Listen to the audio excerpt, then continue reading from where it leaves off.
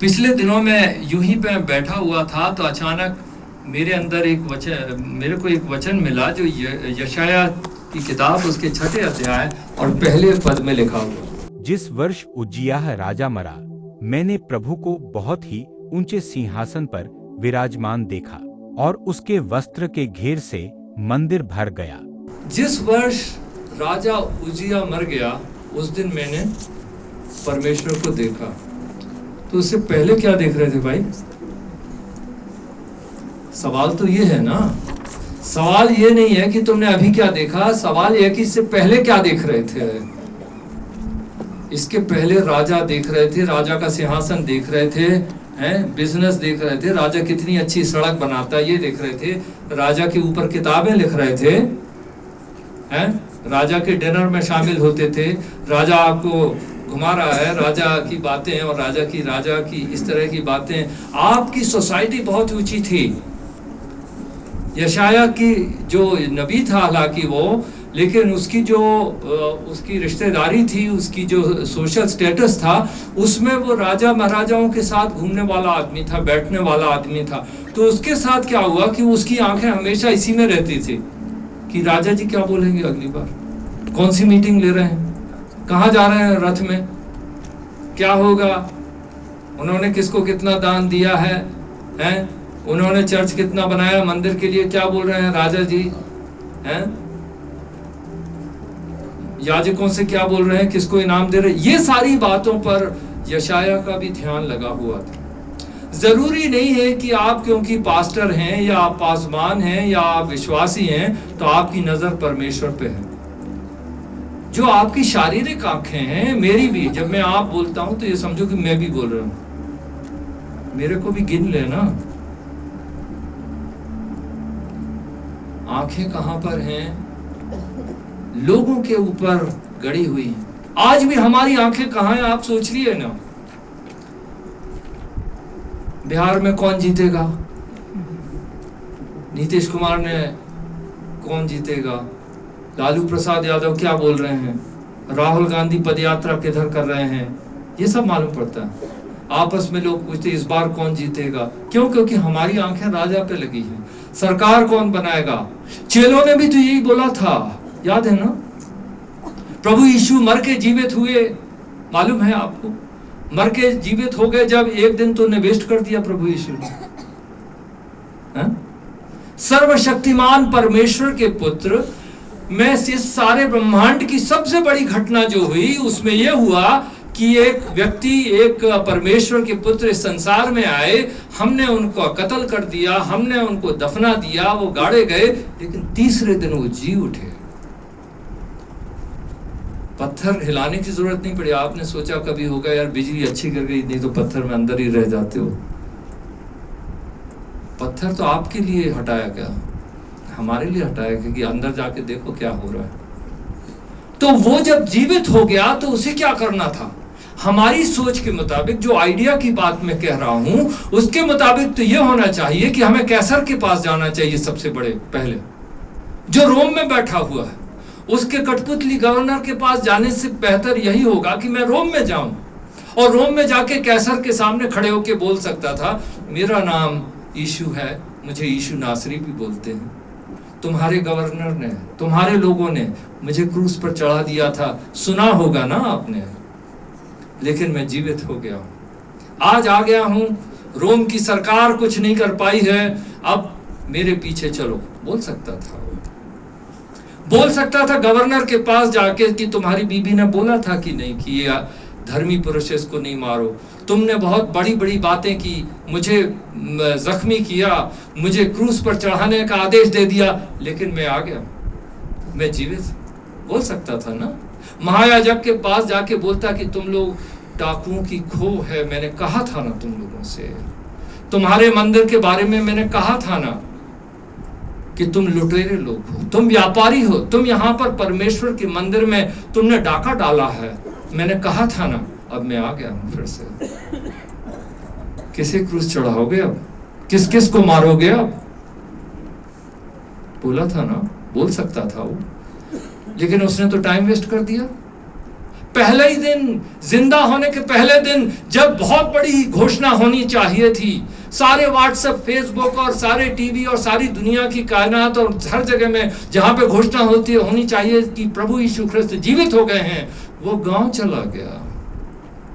2 बंदों के साथ, अनाड़ी थे, बेकार से थे, उन्हें कुछ समझ में ही नहीं आ रहा था, बाइबल पढ़ी नहीं थी, उनने पढ़ी थी तो समझ में नहीं आ रही थी, उदास थे, लेकिन प्रभु यीशु ने उन 2 जनों के लिए एक दिन निकाल दिया।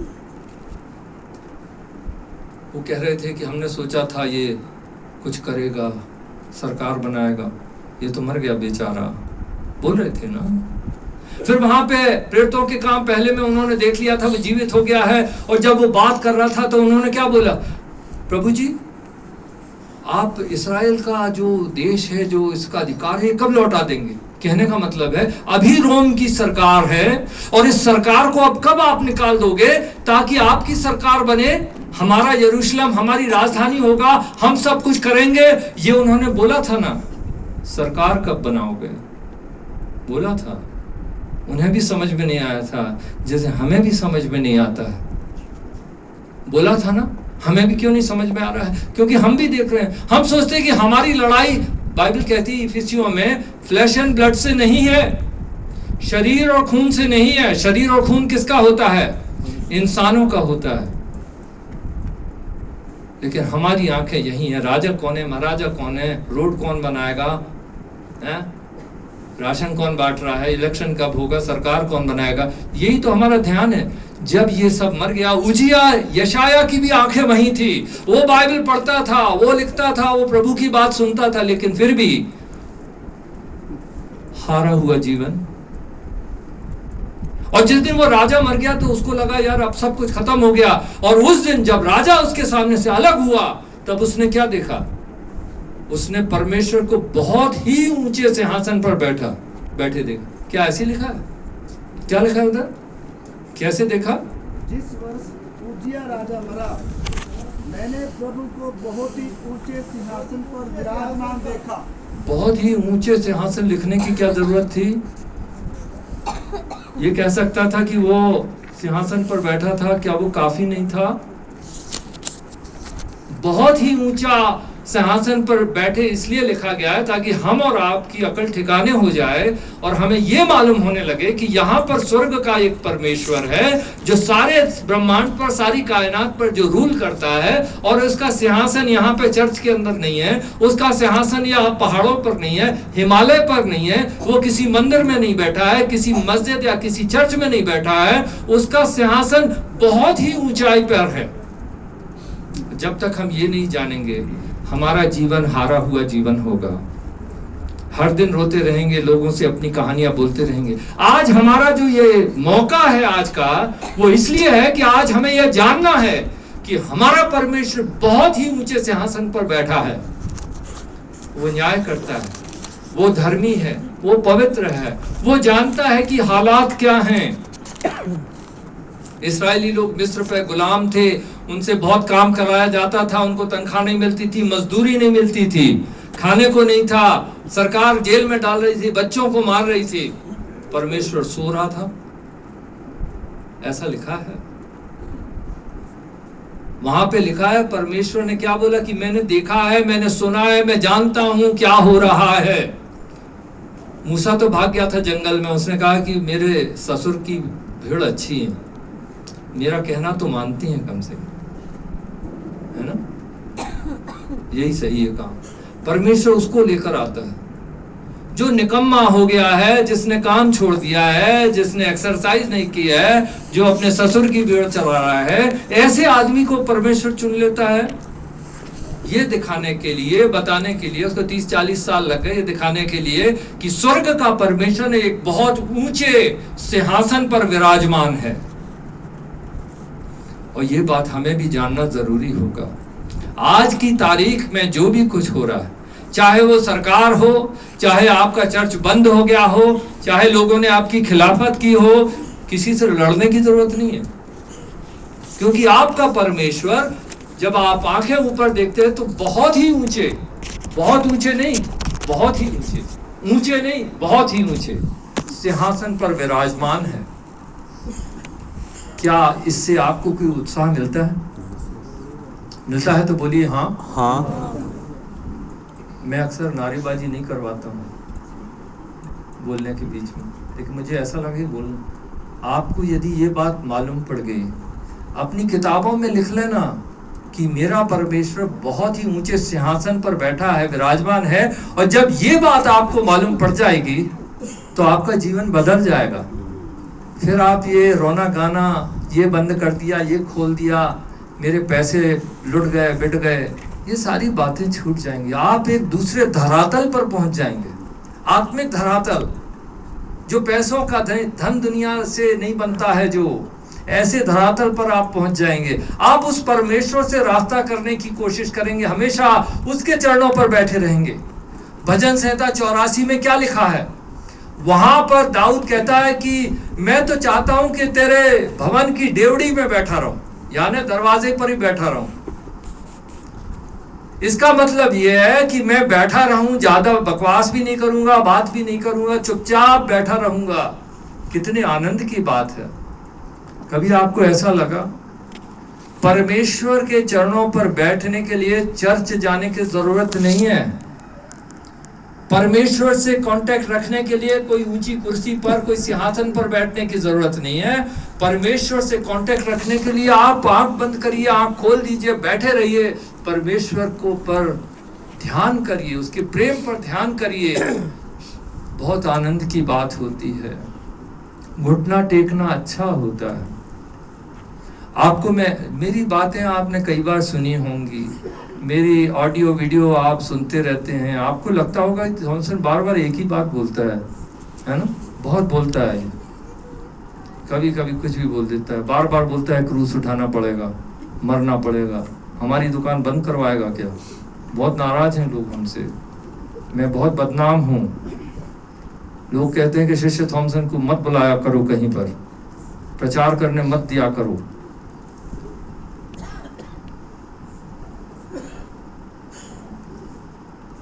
कहने का मतलब ये है कि हमारे प्रभु यीशु इतने महान हैं, उनके चरणों पर बैठना तो बड़ी खुशी की बात है। घुटनों पर बैठना, मैं आपको एक बात बताता हूँ, वाहिद बात एक ये है कि यदि आप घुटनों पर आते हैं तो वो अपने आप में एक आराधना है, एक वर्शिप है। चुपचाप रह के भी आप यदि घुटनों पर बैठते हैं तो ये अच्छी बात है। ये मैंने बहुत समय तक नहीं किया था। ये सब बातें आपने सुनी है मुझसे, लेकिन मैं फिर से बोल देता हूँ। फिर से क्यों बोल रहा हूँ? क्योंकि इंपॉर्टेंट है, इसलिए बोल रहा हूँ। समझ गए? तो सुनिए, मैं ये बोल रहा हूँ, मैं ये बोल रहा हूँ कि घुटना टेकना अच्छा होता है।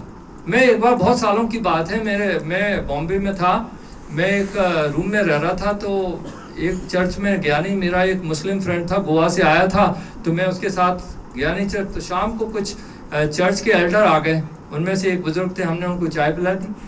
हमने कहा आप तो चले जाएंगे, नहीं वो गए नहीं। उन्होंने कहा हम प्रार्थना करेंगे। प्रार्थना करी, वो तीनों जनों ने घुटने टेक लिए, हम खड़े रह गए। और जैसे हम खड़े रह गए तो उसके बाद वो खड़े हुए प्रार्थना के बाद और बोला कि शिष्य थॉमसन, हमें कभी भी घुटने टेकने में शर्माना नहीं चाहिए। कैसा लगेगा आपको? मैं आपके घर में आके बोल दूं यदि ऐसी? मुझे भी बुरा लगा। मैंने कहा यार कमाल के हैं, ऐसा बोलने की ज़रूरत है क्या? लेकिन बाद में मुझे लगा यार सच बोला था, मुझे ऐसा लगा। फिर मैंने प्रार्थना करना थोड़ा बहुत चालू किया। उसके बाद मेरी कमर खराब हो गई, मेरे घुटने खराब हो गए बहुत साल पहले, और मैं चलने के लिए ऐसे ऐसे पकड़ पकड़ के चलने लगा।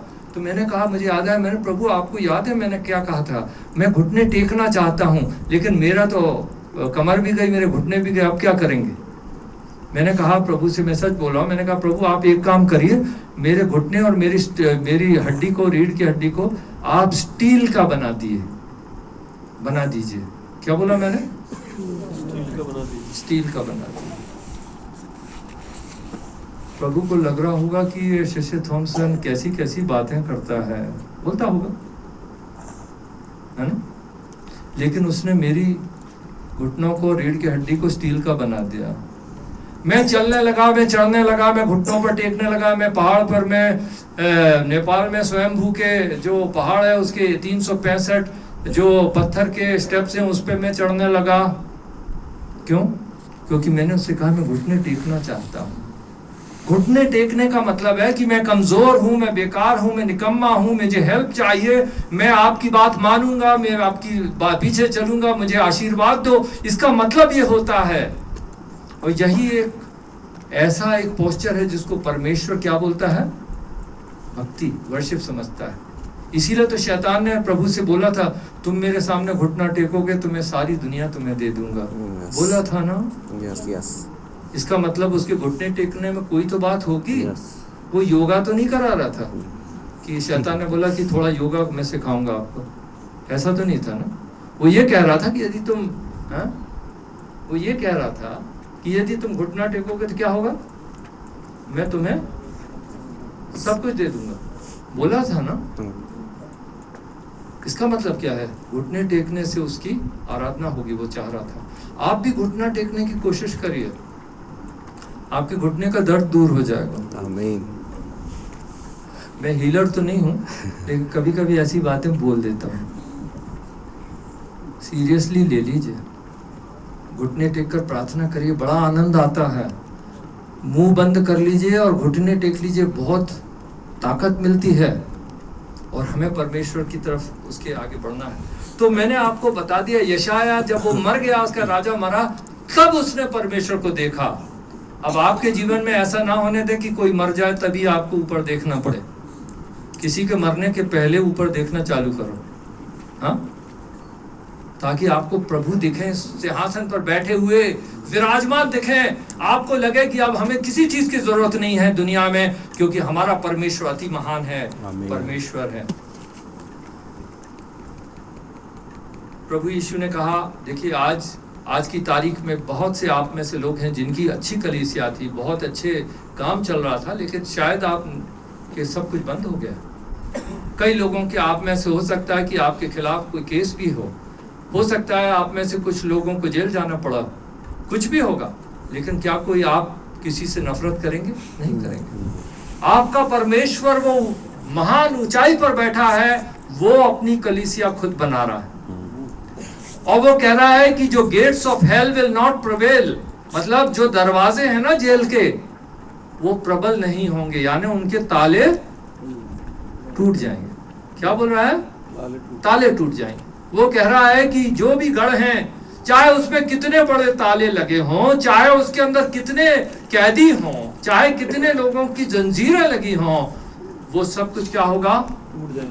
टूट जाएगा, प्रबल नहीं होगा, यानी गेट प्रबल नहीं होगा।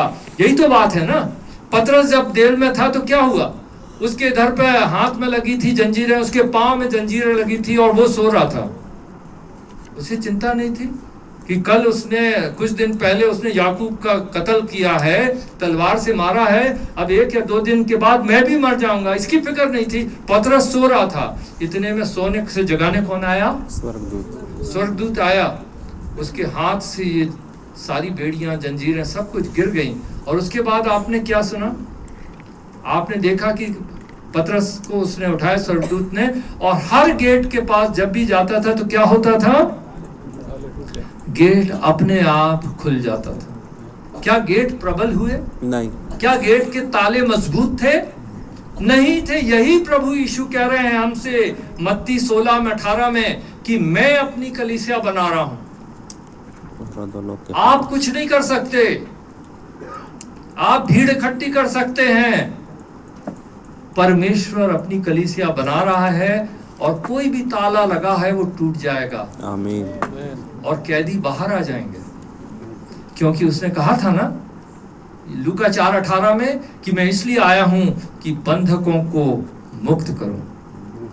मैं खुशखबरी लेकर आया हूं, और ये लेकर आया हूं 19 में वो कहता है कि मैं लोगों को आजाद करूं और मुफ्त में सब कुछ कर दूं। ना कर्जा, जितना कर्जा है वो सब माफ हो जाएगा। बड़ी बात है। हमारा परमेश्वर कितना महान है भाइयों बहनों, मैं यही बताना चाहता हूं। और भी मैं कुछ पद बोलूंगा, बोलने के लिए ज्यादा टाइम नहीं है, तो मैं वो एक पद जो है वो आपके सामने रखना चाहता हूँ। पहला थिस्सलुनीकी 2:2 में क्या लिखा है? यदि आपके पास पेन है तो ये लिख लीजिए। ये छोटी छोटी बातें हैं, लेकिन क्योंकि हम ध्यान नहीं देते हैं शायद उसके कारण हमें याद नहीं रहते। जो मैं वचन बोल रहा हूँ उसको आप लिख लीजिए। पहला थिस्सलुनिया 2:2 में लिखा है, फिलिप्पी में पहले पहल दुख उठाने और उपद्रव सहने पर भी हमारे परमेश्वर ने हमें ऐसा हियाव दिया कि हम परमेश्वर का सुसमाचार भारी विरोधों के होते हुए भी तुम्हें सुनाएं। कमाल है।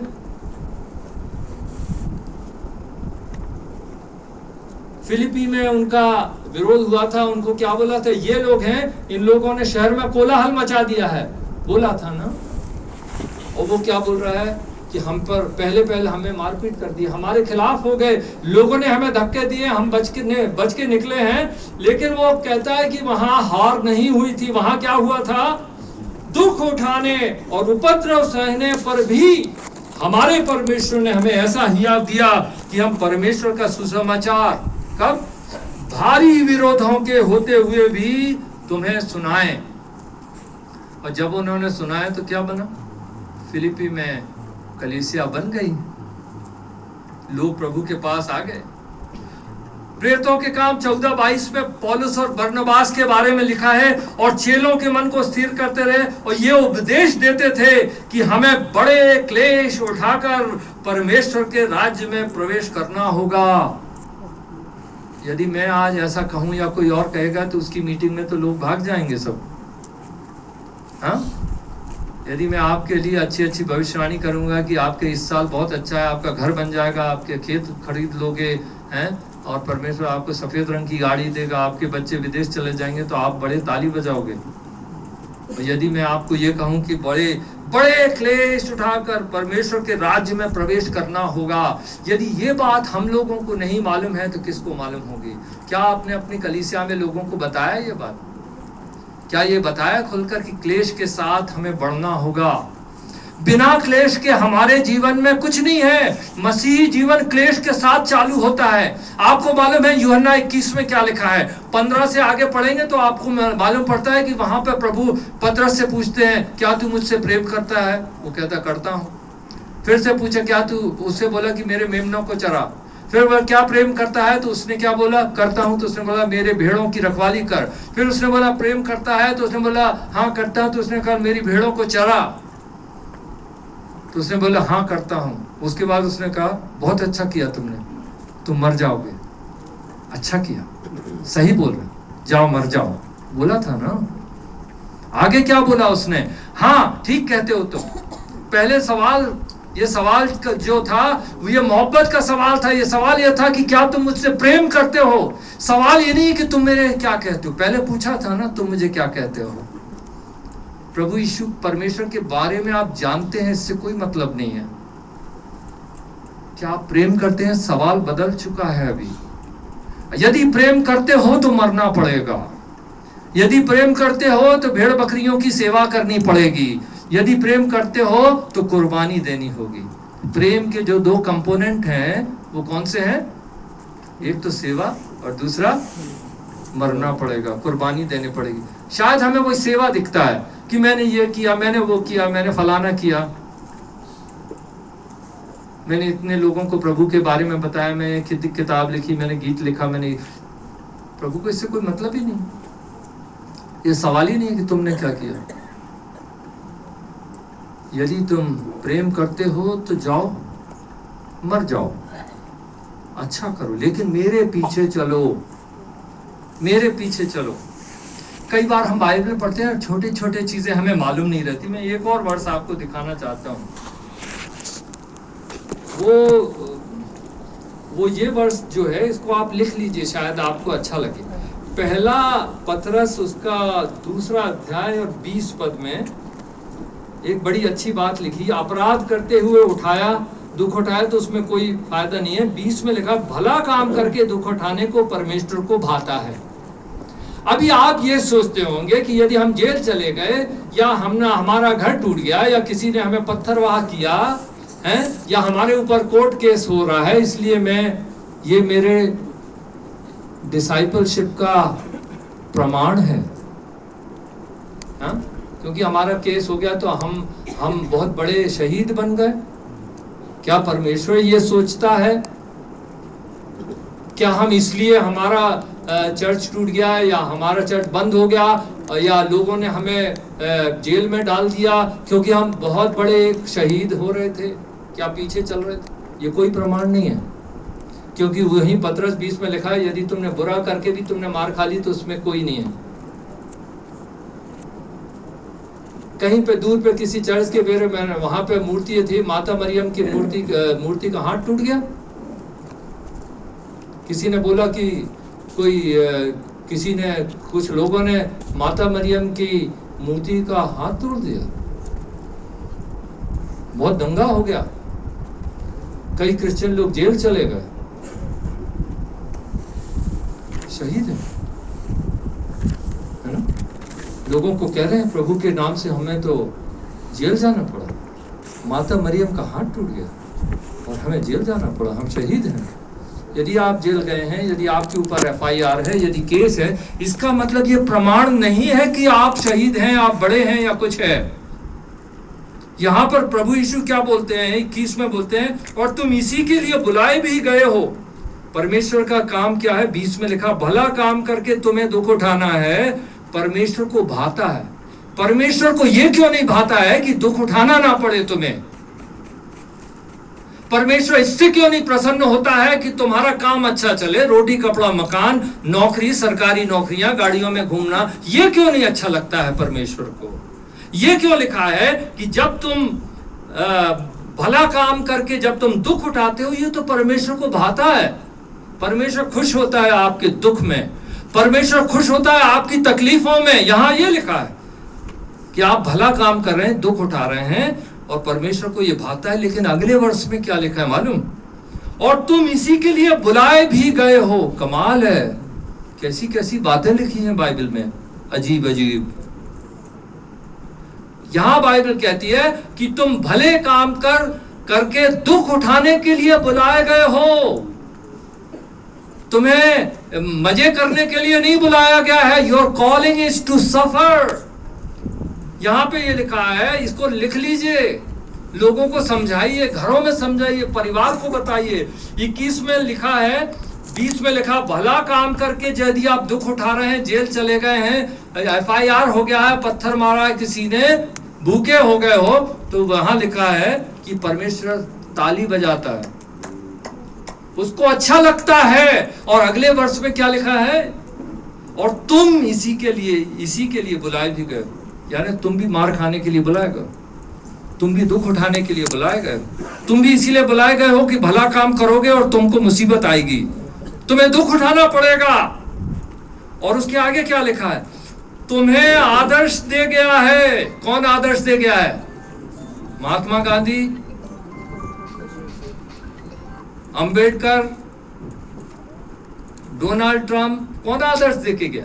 प्रभु यीशु आदर्श क्या दे के गए हैं कि तुम अच्छा काम करके दुख उठा रहे हो। और तुमसे वो कहता है कि शिष्य थॉमसन, तुम्हें भी इसीलिए बुलाया गया है कि तुम अच्छा काम करो और दुख उठाओ। क्यों? क्योंकि तुम्हारे प्रभु ने ये एक नमूना दिया है, आदर्श दिया है। और तुम्हारी कॉलिंग इसीलिए, तुम्हारी कॉलिंग ये नहीं है कि तुम बड़े बड़े चर्च बनाओ, तुम्हारी कॉलिंग ये नहीं है कि बड़े स्कूल बनाओ, तुम्हारी कॉलिंग ये नहीं है कि तुम बाइबल स्कूल चला के खुश हो रहे हो, तुम्हारी कॉलिंग ये नहीं है कि तुम यीशु के नाम पे कुछ बड़े बड़े भाषणबाजी कर रहे हो। तुम्हारी कॉलिंग ये है, भले काम करो, दुख उठाओ, इसके लिए तुम बुलाए गए। और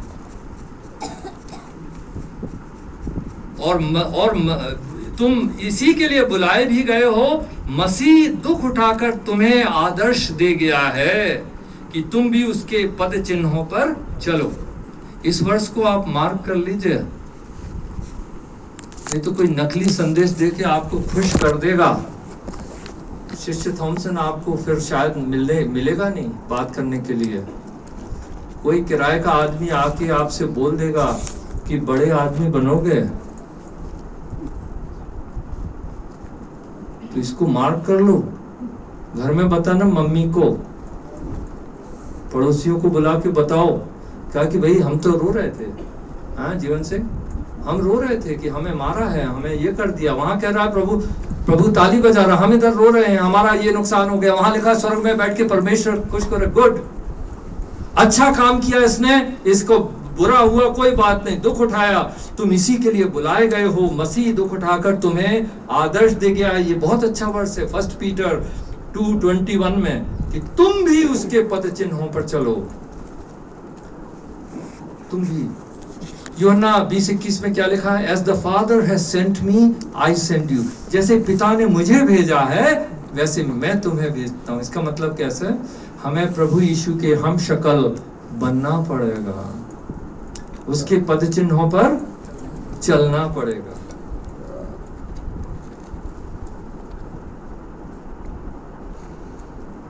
और बहुत सी बातें बोलनी हैं, सवेरा हो जाएगा, लेकिन ये छोटी छोटी बातें जो बोली हैं इसको आप ध्यान रखिए। आप दूर दूर से आए हैं, यूपी से आए हैं, छत्तीसगढ़ से आए हैं, यहाँ वहाँ से बहुत दूर से आए हैं, टाइम वेस्ट मत करिए। यहाँ यदि प्रभु आपसे बातें करता है लिख लीजिए, जाके बताइए। वो बार बार वो यूहन्ना 21 में क्या बोलता है? तुम मर जाओ, तुम्हें लोग मार देंगे, अच्छी बात है, मेरे पीछे चलो बोला उसने। वहाँ पढ़ लीजिए यूहन्ना 21 में जब बोलते हैं, वो कहेगा तुम्हें लेके जाएंगे, इस तरह से बताया कि तुम प्रभु की महिमा कैसे करोगे। और वहाँ उसका नेक्स्ट सेंटेंस क्या है? मेरे पीछे आओ, मेरे पीछे हो लो। प्रभु यीशु के पीछे चलना होगा तो अपने आप का इनकार करना होगा। प्रभु यीशु के पीछे चलना होगा तो अपना क्रूज उठाना होगा। आइए प्रार्थना करते हैं, खड़े हो जाएं।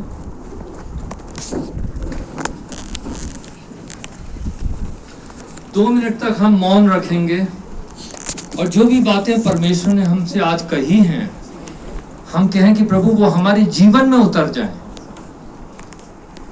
ज्ञान में नहीं। ज्ञान है लेकिन जीवन नहीं है। बहुत लोगों को ज्ञान है, फरीसियों को बहुत ज्ञान था, बाइबल स्कूल चला रहे थे फरीसी लोग, पढ़ाते थे। और प्रभु यीशु ने क्या बोला? ये जो कहते हैं वो करो, जो करते हैं वो मत करो। डॉक्ट्रिन सही थी ना,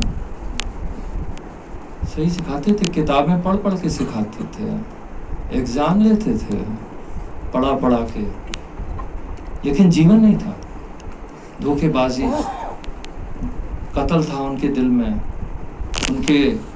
उनका जो सिटिंग रूम था, जो कन्वेंशन, वो मंदिर के अंदर वो कत्लेआम की बात करते थे, लेकिन डॉक्ट्रिन सही थी, ज्ञान सही था, लेकिन जीवन नहीं था। तो 2 मिनट तक मौन रख के प्रार्थना में रहिए और अपने आप की जांच करके बोलिए, प्रभु ये जीवन चाहिए हमें।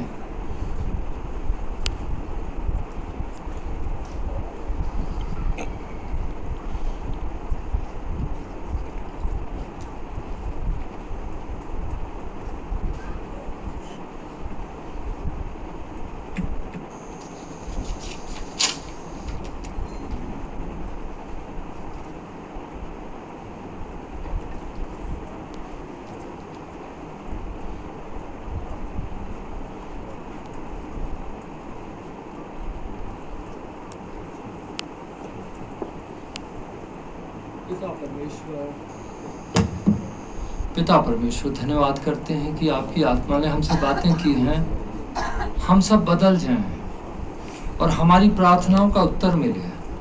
और ये जहाँ जहाँ से हम आए हैं, जहाँ जहाँ गढ़ हैं, उनके नाम आप जानते हो, उन लोगों को जानते हो, उन सबको जानते हो। प्रभु आप बड़े काम करिए, आप सबसे प्रेम करते हैं, आप ऊंचे सिंहासन पर विराजमान हैं, हमारी आंखें देख सके। धन्यवाद करते हैं, प्रार्थना प्रभु यीशु ख्रिस्त के नाम से मांगते हैं, आमीन। खड़े रहिए, एक छोटा सा गीत गाते हैं फिर आगे बढ़ेंगे।